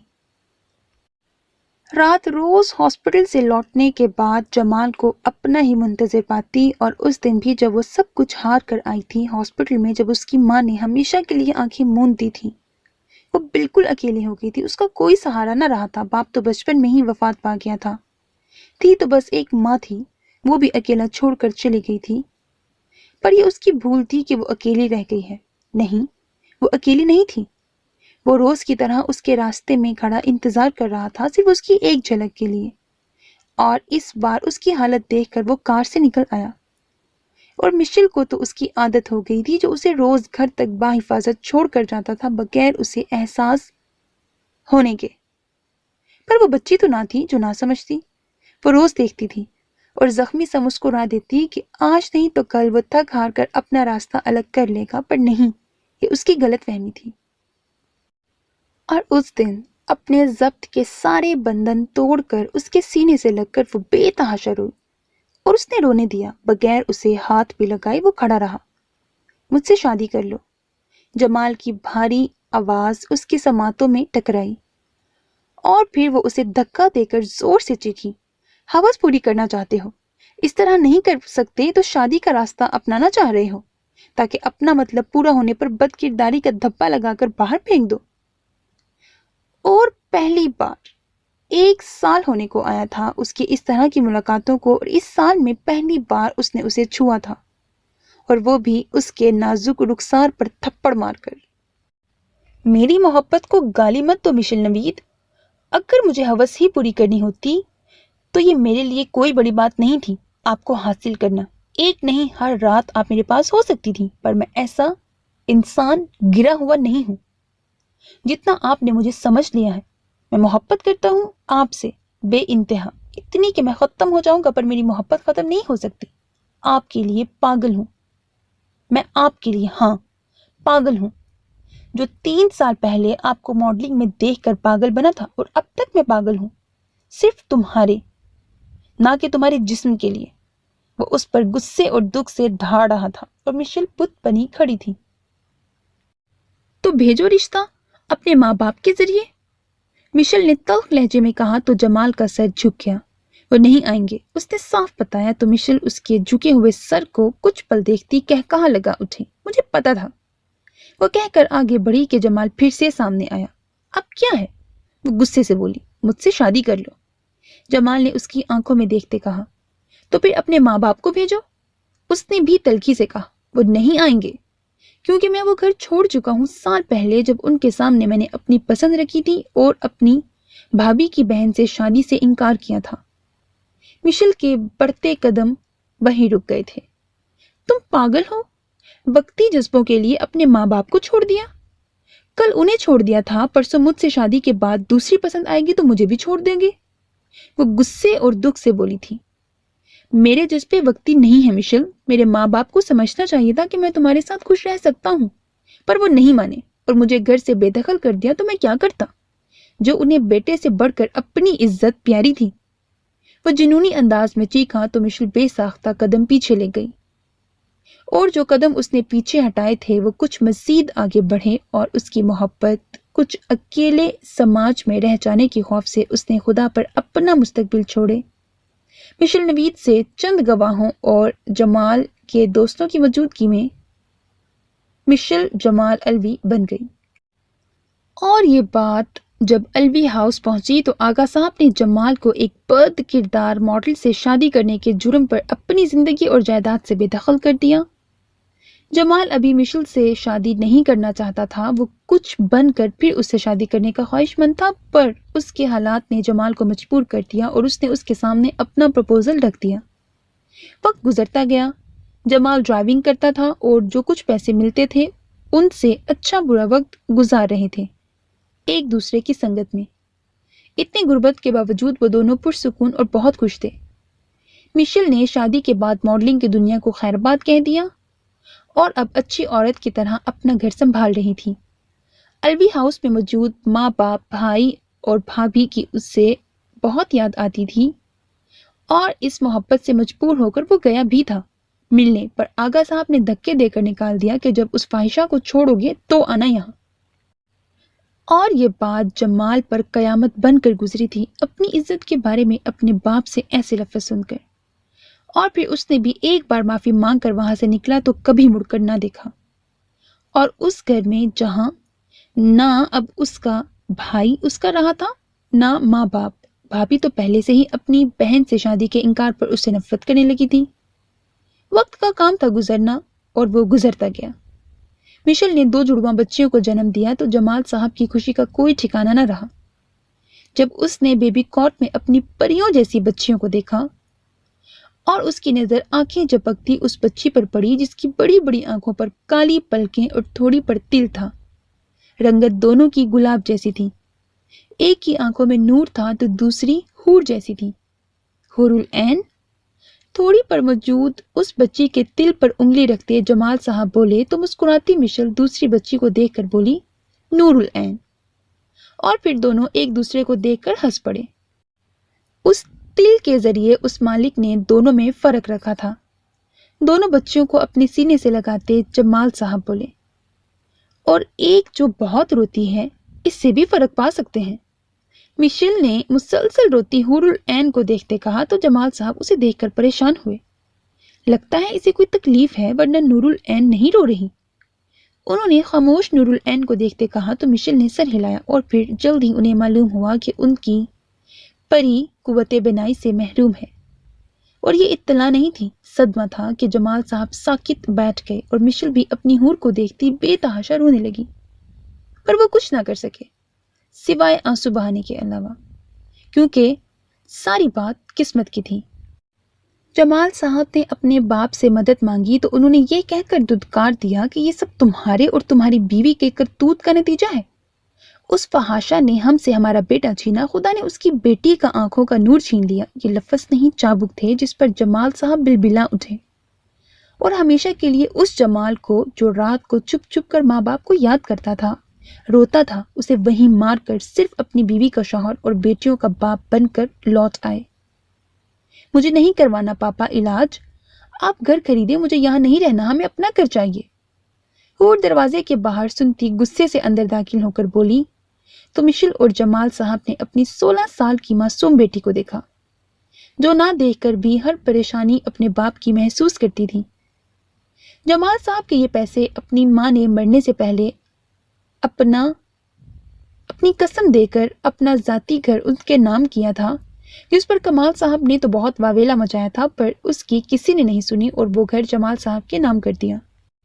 اپنے ماں باپ کی موت کا انہیں بہت دکھ ہوا تھا اور وہ بہت روئے بھی تھے۔ نور اور حور تو جانتی نہیں تھی، صرف برہان اور داد کے علاوہ کسی کو بھی۔ انہوں نے سنا تو تھا کہ ان کے دادا دادی تایا اور تائی ہیں، پر کچھ پرابلمز کی وجہ سے وہ ان سے نہیں ملتے جلتے۔ ہمیشہ کی طرح اس مشکل وقت میں مشل نے اپنے شوہر کا پورا ساتھ دیا اور انہیں سنبھالا تھا۔ کچھ وقت بعد جمال صاحب نے وہ گھر بیچا اور ان سے کچھ پیسے ایک ریسٹورنٹ کھولنے کے لیے اپنے دوست کو دیے، اور کچھ رکھے تھے کہ گھر خریدیں یا حور العین کی آنکھوں کا علاج کروائیں۔ حور جاؤ، سو جاؤ، بہت ٹائم ہو گیا ہے، آپ کے پاپا اچھے سے جانتے ہیں انہیں کیا کرنا ہے۔ ان کے لہجے میں غصہ دیکھ کر مشل بیگم نے کچھ سخت لہجے میں کہا تو مسکراتے ہوئے جمال صاحب نے اسے چپ رہنے کا کہتے حور العین کے پاس آئے تو حور نے ان کے سینے لگ کر رونے لگی۔ پاپا، آپ ماما سے کہیں مجھے نہیں کروانا علاج، آپ ہمارا اپنا گھر خریدیں، ہم یہاں مزید نہیں رہنا چاہتے۔ وہ سر اونچا کرتے جمال صاحب سے بولی، بہت بری بات ہے مشل، تم نے میری حور کو رلا دیا ہے، اب ہم دونوں تم سے کٹی ہیں۔ میں وہی کروں گا جو میری بیٹی کہے گی، اور تم جانو تمہاری بیٹی۔ جمال صاحب نے مشل بیگم سے مسکراہٹ روکتے کہا تو حور سر ہلانے لگی۔ سچی میں بھی کٹی ہوں پاپا، مما سے بھی اور نور سے بھی، یہ دونوں چاہتی ہیں ہم گھر نہ خریدیں۔ حور منہ بنا کر بولی تو دروازے پر ٹیک لگائے کھڑی کٹی لفظ پر نور اپنے باپ کو گھورنے لگی، جو اسے دیکھ کر معصوم صورت بنانے لگی۔ نور کو ہنسی آ گئی۔ حور، بہت اچھے، اتنا پیار کرتی ہو پھر بھی موقع ملتے ہی کٹی ہو جاتی ہو، جاؤ میں نہیں بات کرنے والی اب تم سے۔ اچانک نور کی آواز پر حور سٹپٹا گئی۔ تمہارے بارے میں کون بات کر رہا ہے؟